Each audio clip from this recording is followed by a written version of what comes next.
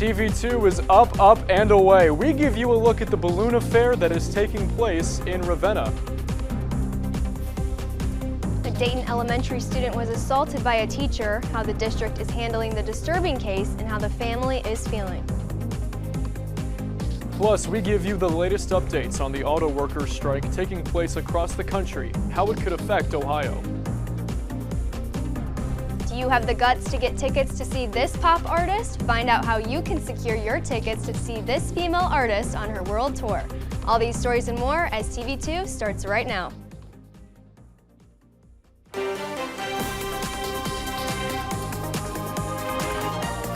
This is TV2 News.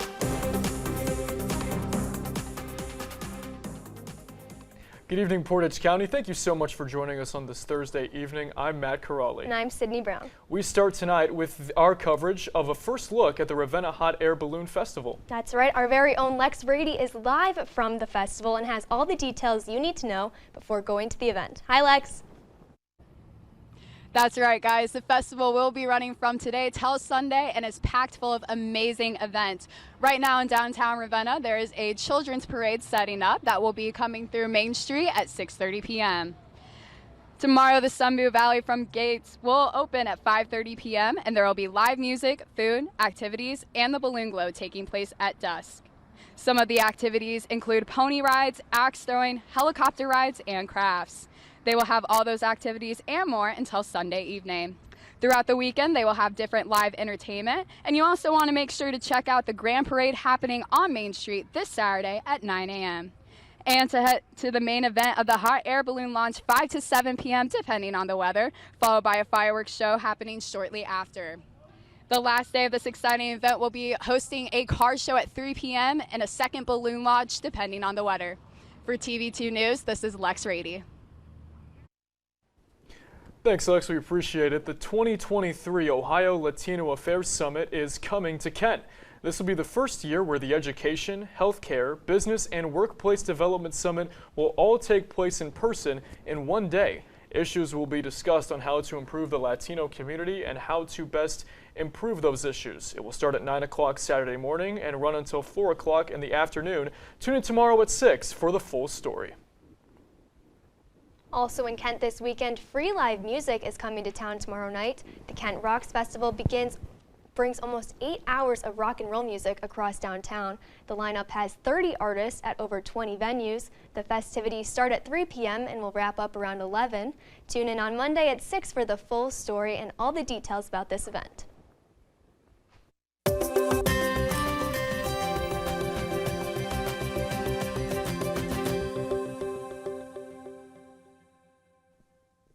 How's it going, Portage County? I'm Michael Neenan, and it's the first time in a long time that we've had a brisk day that wasn't hot and sweaty. Let's talk about it, because currently in Kent, it is 66 degrees, and it feels like, oh, what do you know, 66. Shocker. The dew point is at 49 degrees, with winds traveling north to northeast at 7 miles per hour, with the humidity at 53%, and the visibility is 9 miles per hour, not 10 miles per hour. So be a little more careful when you're driving. Now let's take a look at temperatures throughout the night. Thankfully, there will be a lot of clear skies, not too many clouds. It'll be 60 at 8 p.m. We'll get a little colder at midnight, and then at 8 a.m.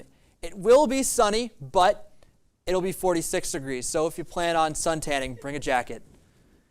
And let's take a look at the temperature for tonight, because it's going to be mostly clear, but we will see a low of 43 degrees. There will be some clouds, but it won't be a big deal. The wind will be traveling northeast at 7 miles per hour, and the sun will set at 7:36 p.m. Well, that's all I've got for now. Be sure to tune in later as we see the rest of Ohio, if they had a nice day as we did. All right, Michael, thank you. Going back to Ravenna, the city is planning to spend $300,000 to replace dispatch radios for their police department. Police Chief Jeff Wallace said that the radios that are in the dispatch center are at the end of its life, and the initial goal was to wait until they move headquarters to the new safety center. But it's not clear when the move will take place, so the department decided to move forward with the decision. Surrounding departments that changed their radios over the course of the year includes Kent, Streetsboro, and Kent State University. The Ravenna and Kent Elks Lodge chapters hosted their second annual rib cook-off last weekend. They raised more than $1,300 for Ohio Elks Drug Awareness Program. Eddie Hanna III from Kent Elks won the competition, making him the two-time defending champion. But the friendly competition by the Elks chapters brought together to increase awareness for kids and parents to learn more about the dangers of prescription and illicit drugs. The Ohio Senate State Committee of Rail Safety released a set of recommendations on Wednesday to help make the state's railways safer. This comes after months of meeting discussing regulations following the train derailment that occurred in East Palestine back in February. Some of the recommendations include creating a pathway for an agriculture report in the city and to monitor ground chemicals for the next 20 years. The set of recommendations doesn't make any changes to existing laws and regulations. The grades are in for the 2022-2023 school year. The Ohio Department of Education released the data for each school district this morning. Each school was given a rating out of 5 stars based on the 5 components, including achievement, progress, gap closing, early literacy, and graduation. Almost 90% of the districts earned overall ratings of 3 stars or higher, which aligns with Ohio State's expectation. The state shared that the report cards show consistent growth while helping schools evaluate areas they could improve upon.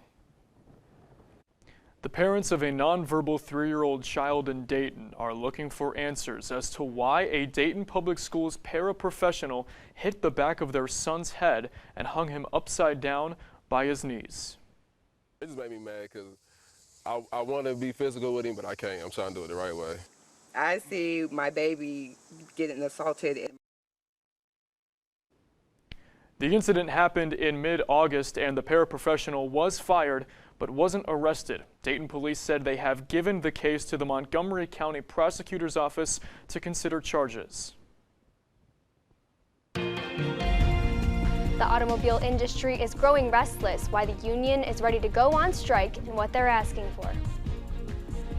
And Alex Murdaugh will be back in court. We give you the details on what to expect as he will make his return. This is TV2 News, truly Portage County. Welcome back. With just a couple hours left to reach a deal, the automobile industry union is ready to go on strike. That's right. Our correspondent Dennis Farahani is here to share the latest on the strike and the growing tensions. Hi, Dennis.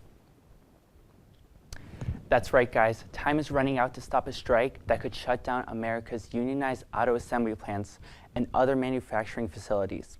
With less than 24 hours to come to an agreement, United Auto Workers president spoke out saying that the union won't stop until the Big Three gives them a fair deal.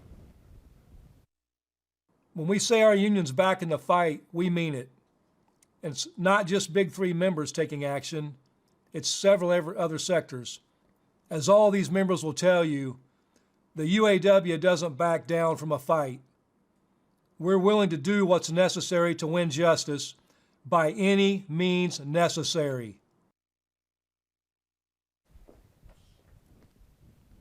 The United Auto Workers contract expires at 11:59 p.m. tonight. These contracts cover over 140,000 UAW members at 3 main companies: General Motors, Ford, Stellantis, which build vehicles under the Jeep, Ram, Dodge, and Chrysler brands for North America. If there's no new deal by the contract expiration, the union has said it will start targeted strikes against an undisclosed number of facilities at each company, and dealerships are worried about what this would mean for them. For their sake, as well as our sake, and for our industry's sake, hopefully this is a very, very short-lived strike if there is even one. According to industry experts, slowing down or stopping the production of a few engine or transmission plants at each company could be as effective as stopping operations as a full strike at all plants. Representatives are also concerned about the future of the union and how it could affect the country, and are hoping for a short strike if there's no deal.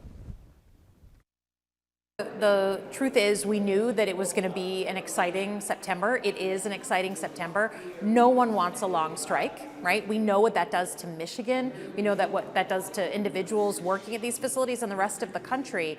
But I think that, you know, as someone who used to negotiate international agreements, you set the stage for these negotiations in the weeks ahead of it, and that's what's happened. Even though the footprint of all big three in Ohio is smaller, it still could be affected if workers at all three walk out on Friday. Ford has 7,000 employees at all 4 plants in Ohio, with half of them in Lorain and Cuyahoga counties, with more than 1,700 workers each at both its Cleveland engine plants and the Ohio Assembly plant in Avon Lake. GM has just under 4,500 workers, primarily at all 4 locations, but 22% of them can be found in Cuyahoga County at its Parma Metals Center. Stellantis' more than 6,000 workers are in Toledo at its Jeep assembly complex. We never before have had a strike threat against the big three at the same time, and it would impact not just the workers, but the local suppliers and the communities they all call home. For TV2 News, I'm Dennis Farahani. All right, Dennis, thank you. For the first time this year, U.S. oil prices have maxed out at $90 a barrel. Today, the national average for the price of gas was $3.86 a gallon. That's 6 cents higher than a week ago and 16 cents higher than the same day last year. According to AAA, there are now a dozen states averaging $4 a gallon or higher, including Colorado, North Dakota, and California. Now might be the perfect time to book a trip. A report from the travel booking app Hopper shows a dramatic price drop in flights for early autumn, which is typical for September and October. However, the Federal Reserve also predicts the surge of post-pandemic travel is now winding down. Domestic flight prices are now down 29% from this summer.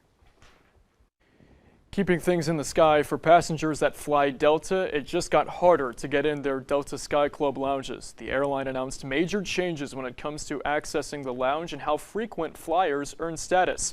Some of these changes include American Express card holders will no longer get unlimited access to the club in 2025, and they will need to spend $250,000 to earn their MQD waiver. The shift in policy is set to take place as early as New Year's Day of 2024. American Airlines is expecting profit cuts this year. Amid rising fuel prices, the airline adjusted its third quarterly earnings per share to be 20 to 30 cents. The share previously was forecasted to be 95 cents. The increasing fuel costs and the new pilot contract implemented by American Airlines are the 2 biggest factors influencing the company.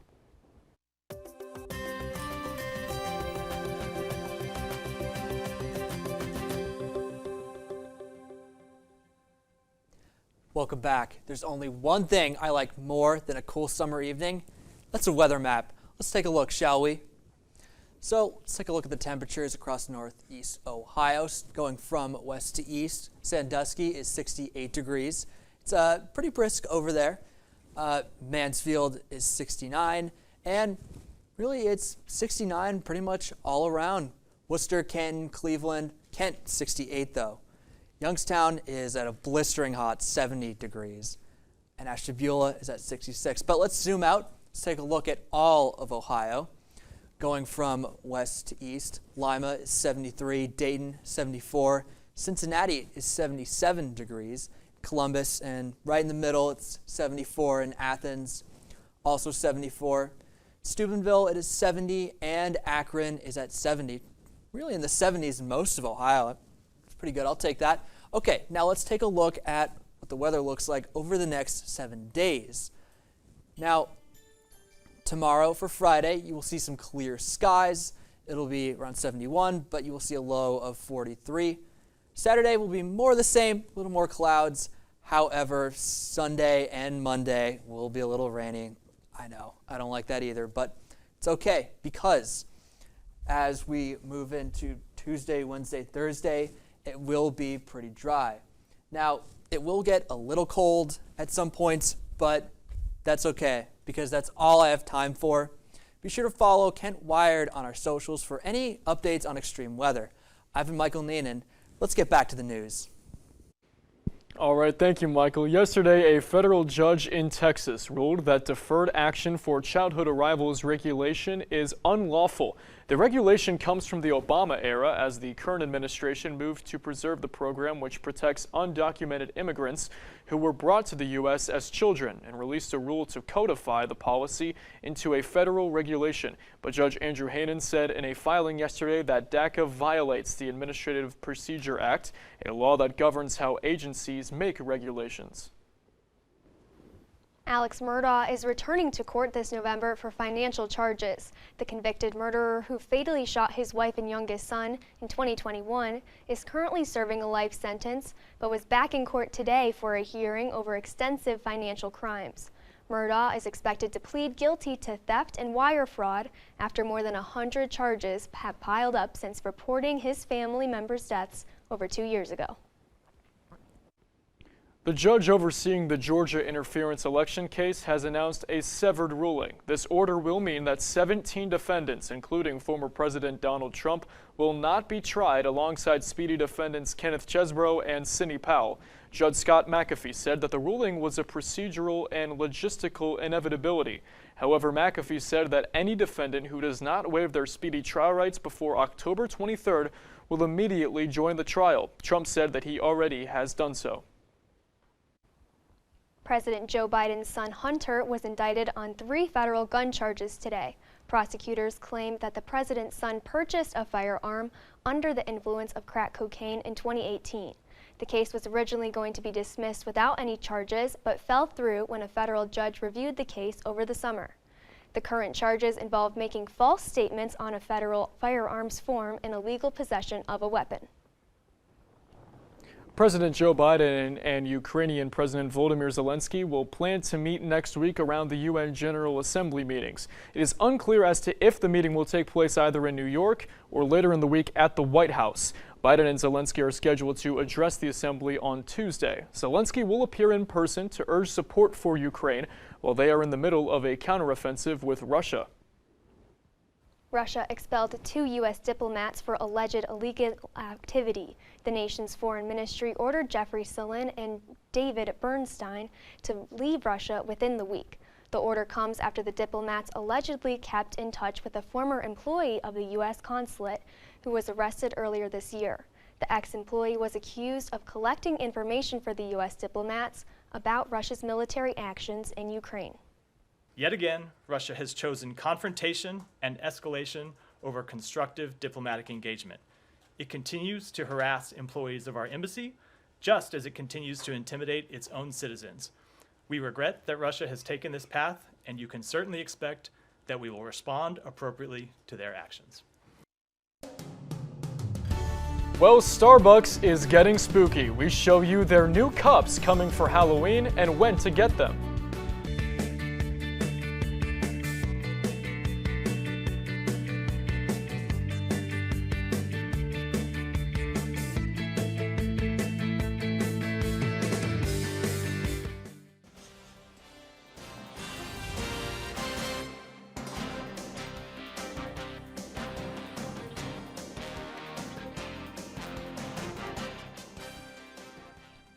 Good evening, Portage County. My name is Owen Klein, and I'm here with your Thursday night sports report. Starting out on the links, Kent State freshman Veronica Kedranova took home MAC Golfer of the Week honors. Kedranova tied for first out of the 93-player field at the Dick McGuire Invitational last weekend in New Mexico. The Invitational was Kedranova's collegiate debut. She was coming off a win at the ZEC International Amateur Championship at the beginning of August.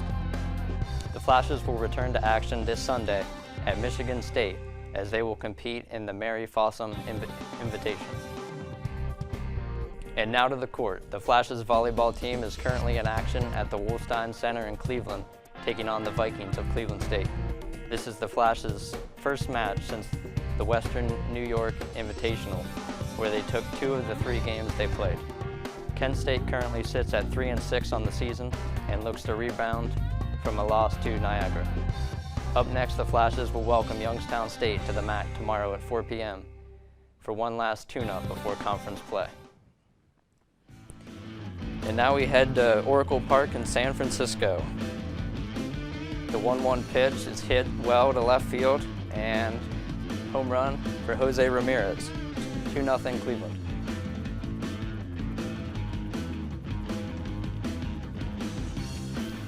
And Luis Meadows with a base hit to right field. And that one got by Laureano. 4-1 Cleveland. And Josh Naylor base hit into right center field. And Stephen Kwan scores.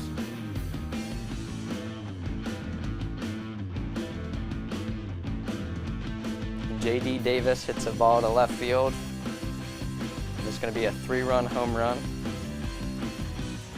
It's now 5-5.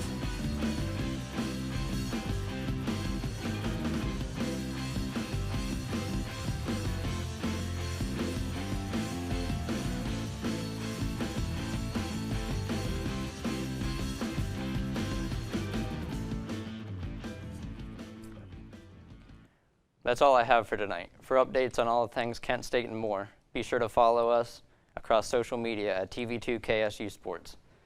I've been Owen Klein. Have a great night, Portage County.